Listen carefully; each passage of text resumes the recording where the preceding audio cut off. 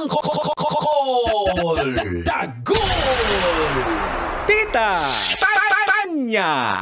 Chinita! Sino? Ako?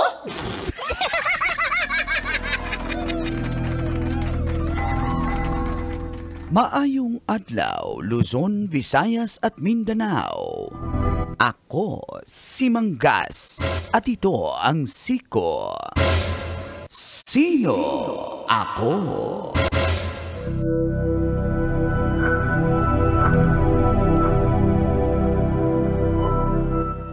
Viral ngayon si Representative Nicanor Briones ng AGA Party List. At inamin niyang siya ang mambabatas na navideohan habang nanonood sa kanyang cellphone ng e-sabong habang nasa sesyon sa pagpili ng House Speaker. Pero, ayon pa sa mambabatas, hindi raw siya nagsasabong. Wow! Isa naman daw itong mensahe mula sa kanyang pamangkin na gustong sumali siya sa sabong sa kanilang lugar. Pero hindi raw siya interesado. Hindi pa raw siya nakapasok sa mga sabungan. O di naman kaya wala rin siyang mga GCash o ano pang money transfer app para makonekta sa e-sabong. Ang di alam ni Kong Briones, nabidyohan na pala siya at kumalat na ito sa social media. Samot-saring reaksyon ang natanggap ng post mula sa mga netizens. At ayon pa ni Kong Briones, kung sino ka man na nag-video at nag-post sa kanya habang nanonood ng isabong sa cellphone, Sabi, pinapatawad niya na raw ito at wag na raw ulitin, baka sa susunod ay maaari nang makulong. makukulong. Matatandaang ang isabong ay pinagbabawal na sa batas sa ilalim ng House Bill number 11254 na ang lalabag ay maaaring makulong ng 1 hanggang 20 taon o pagmumultahin ng 500,000 pesos. At kung isang public official ang lumabag, matatanggal siya sa pwesto at di na muling makahawak pa ng anumang posisyon sa gobyerno. Ikaw, kabisyo, naniniwala ka ba? Di talaga nagsasabong si Kong? Sino? Ako? Kailangan pa bang i-memorize yan? Kong, Pishi! Morning ko. Morning, Tis! Kabisyo, Phil, good morning! Adlaw, Huwebes na karon ha, katapos ang adlaw sa bulan sa July. It's July 31, 2025. Sa oras na 7:31, kasama niya na Certified Playboy, Uncle Dagol!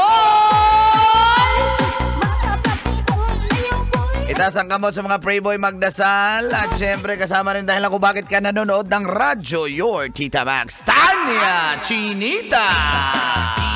Siya si Tita Max. With our resident senior citizen, Mang Kanor. Good morning, Kong. Ay, good morning, Tits at Kong. Sorry daw, patawarin. Salamat po pinatawad yun na kami. Oo nga, Kong. Salamat. Salamat, Kong. Thank you at napakadali nyo magpatawad sa aming mga nagbibideo, nang hindi sinasadya. Naku, Thank yan you. na sinasabi natin. Hindi na po namin ulitin. Okay, so... Mang Kanor, ikaw na magsalita, Mang Kanor. Ano bang masasabi mo doon sa naging viral ngayon? Nasa loob ka ng sesyon. Para kang nasa klase na hindi ka nakikinig sa guro mo, tapos nagsisilpon ka. Diba? Doon pa lang eh. Doon pa lang. Oh, hindi na lang yung nagsasabong no? Hindi Yung nagsisession pero nagsiselfon na chill ka. Parang may meeting kayo. So sinasabi niya ba na parang inedit lang yun? Parang gano'n, di ba? Wala naman siya sinabi. Wala naman siya sinabing inedit. Sinabi niya fake news daw. Pero wala siyang sinabing inedit. Ang galing naman ng AI na yan. Fake news daw, pero Yun na nga, sabi mensahe daw yun ng kanyang pamangkin na kunyari, sasali daw sila doon pero hindi sentisado. Yun ang sabi ni Kong. Papanood naman yung interview niya. Oo nga. Kawawa naman. Baka na-stress siya dahil syempre may kawawa.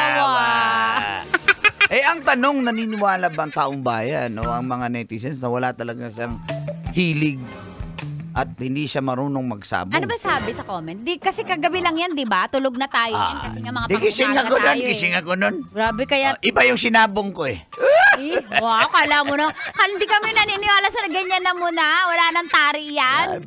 Yan muna. Pwede naman yung ano na lang Pwede naman na companionship na lang Sorry. Diba parang ang mga tao, daming reaksyon na. Pag nakita nyo yung post ng kahit anong, diba, DZRH post or kahit anong media network nagpo-post ng patungkol sa yung kay Kong, puro laughter. Ayaw maniwala ng tao. Parang wag kami. Parang, Kong, wag ako. Oo, wag kami. Sabihin mo, hindi ka mahilig sabong. Ba't ka nanonood? Diba? Hindi naman halata hindi ka mahilig kasi pagtingin mo, dapat sabong wala na agad. Oo. Ang tagal na. Kare. Ang galing naman ng kamera nung sino yung kumuha. Ang layo na, zoom in ng puti na lang, hindi nanood ng bullshit ko. Mas lalo ka talagang trending. Doon mo pa kasi gidawa. Tapos ngayon kami pa yung, sorry, pasensya ka na videoan ka namin. Kami pa, nag-gaslight talaga tayong malala no? And to think, pinagbabawal na nga yung isabong Hala, kawawa naman talaga. Sila yung mambabata, sila yung Sobra talaga nag-approve. yung nag-AI niya. Sila nag-approve niyan. Tapos siya yung ginawa ng Si Kong? Yung manok. Tula! Maniniwala na sana si Tita. Hindi ako makaganon. Ganyan. Parang, Ako makaganon sige na. Sabi ng manok. Di sabi ni Kong.